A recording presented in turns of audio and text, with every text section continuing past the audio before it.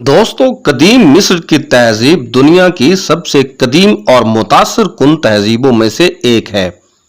یہ تہذیب تقریباً 3000 قبل مسیح میں ابھری اور کئی ہزار سال تک قائم رہی۔ ان بادشاہوں کو فرعون کہا جاتا ہے جو مصر کے حکمران تھے۔ فرعون نہ صرف دنیا کے طاقتور بادشاہ تھے بلکہ یہ خدائی دعویٰ کرتے تھے۔ جب ان فرعونوں کا دور ختم ہوا تو یہ تاریخ کی دھول میں دفن ہو گئے اور دنیا اپنی رفتار سے چلتی رہی۔ لیکن پھر ایک دن 1992 میں برطانوی ماہر آثار قدیمہ ہولڈ کارنر نے مصر کی وادی شاہی میں ایک ایسا مقبرہ دریافت کیا جس نے ساری دنیا کو حیرت میں ڈال دیا۔ یہ مقبرہ نوجوان فرعون توتنخ آمون کا تھا جو اپنی مختصر زندگی اور پر اسرار موت کے بعد تاریخ کی گہرائیوں میں کھو گیا۔ کارٹر کی دریافت نے نہ صرف قدیم مصر کی تہذیب کے بارے میں نئے رازوں کو بے نقاب کیا بلکہ ایک ایسا خزانہ بھی دنیا کے سامنے لایا جو صدیوں سے دفن تھا۔ اس مقبرے میں موجود اشیاء نے فرعونوں کی زندگی، ان کے مذہبی عقائد اور ان کے بعد کی زندگی کے بارے میں عام معلومات دنیا کو فراہم کی۔ لیکن اس دریافت کے ساتھ ہی کچھ پر اسرار واقعات بھی شروع ہو گئے جو فرعونوں کی لعنت کے نام سے مشہور ہوئی۔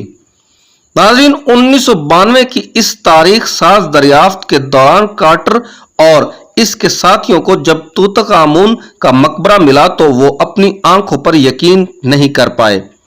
مقبرے کی دیواروں پر نقوش، سونے کے تابوت، قیمتی زیورات اور نایاب اشیاء کی موجودگی نے اس مقبرے کو دنیا کی عظیم ترین آثار قدیمہ میں سے ایک بنا دیا۔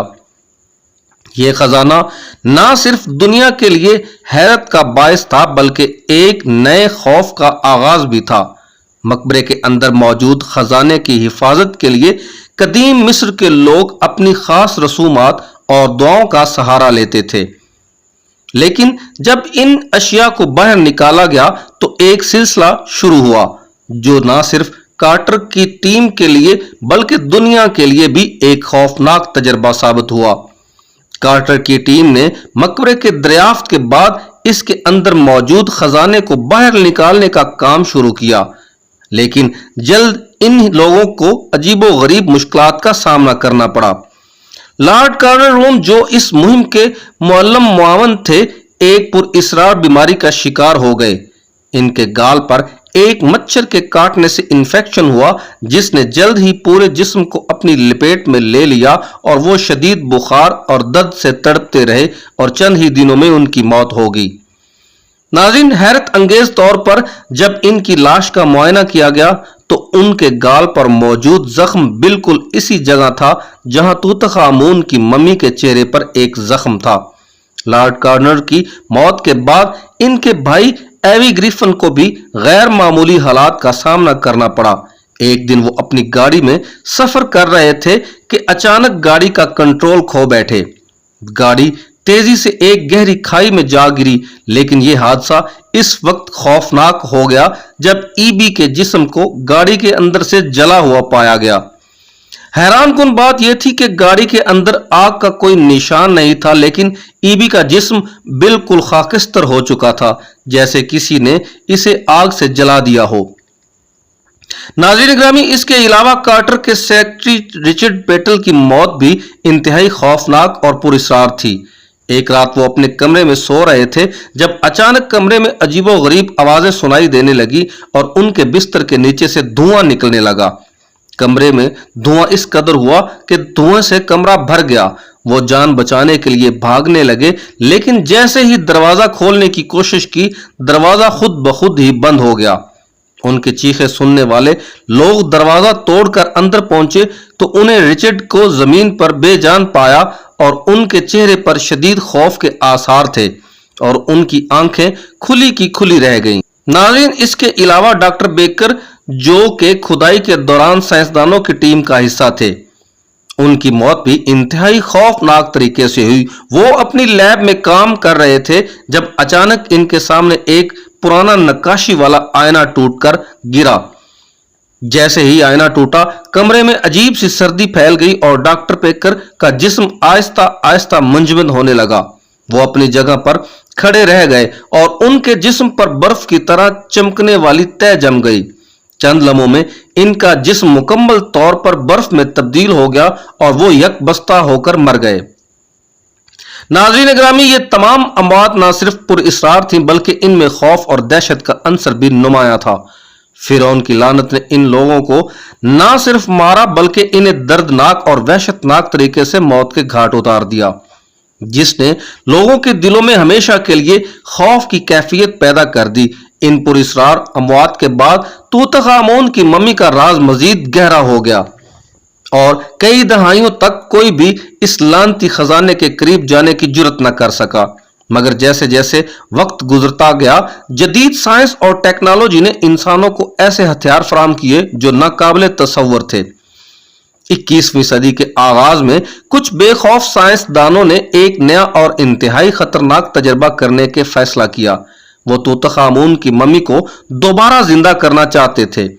यह प्रोजेक्ट एक खुफिया और महफूज लेबोरेटरी में सर अंजाम दिया जाने लगा, जहां जदीद जीनियाती इंजीनियरिंग, बायोमेडिकल टेक्नोलॉजी और दीगर पेशरफ्ता आलात का इस्तेमाल किया गया।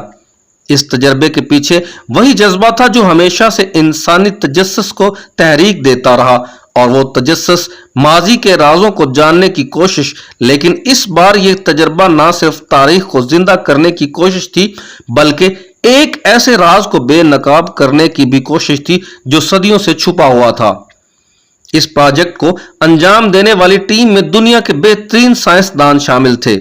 ये कोई आम साइंसदान नहीं थे। इनमें से कई ने इस पुरअसरार अमवात की दास्तानें सुन रखी थीं जो तूतखामून के खजाने को छेड़ने की वजह से हुई। इनमें से कई साइंसदान इन अमवात को इत्तफाकिया समझते, लेकिन कुछ को यकीन था कि वो एक नाकाबिले तसव्वुर खतरे का सामना करने जा रहे हैं। लेकिन जदीद साइंस की ताकत और इंसानियत की तरक्की की ख्वाहिश ने इनके दिलों में मौजूद खौफ को पीछे धकेल दिया और यह तजर्बा इंतहाई एहतियात के साथ शुरू किया गया।